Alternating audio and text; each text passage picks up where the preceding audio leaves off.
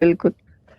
शाह अब साहब टेस्टिमनी भी है और हाँ, रिज़्क़ का थोड़ा मसला है शाह अब साहब। टेस्टमोनी है तो शाह रिजक साहब का एक कैसे टेस्ट मसला है? अच्छा बोलो बोलो, पहले टेस्टमोनी दे दो फिर रिस्क का मसला बात कर लेंगे, बोलो।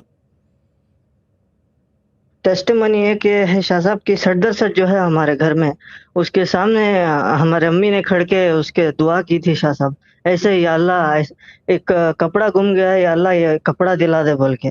तो जिसने चुराया था शाह साहब उसने खुद बुला के दिखाया, ये देखो इधर है बोल के। क्या बात है यार, और हद हो दूसरी गई है। अम्मी का नाम? और दूसरी टेस्टी अम्मी का अम्मी नाम? का नाम वसीम कौसर। आप वसीम कौसर। ठीक है, मैं अभी इसके बारे में बाद में याद दिलाना, मैं बात करनी है, ये ज़रूरी चीज़ है। अच्छा आगे। और एक चीज़ है शाह साहब, मुझे मेरे भाई के वास्ते उन्होंने दुआ करे थे सर के सामने। सर टेस्टिमनी है ये भी।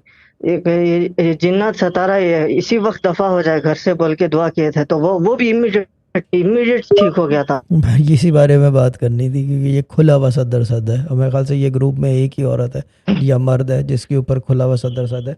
ये हूँ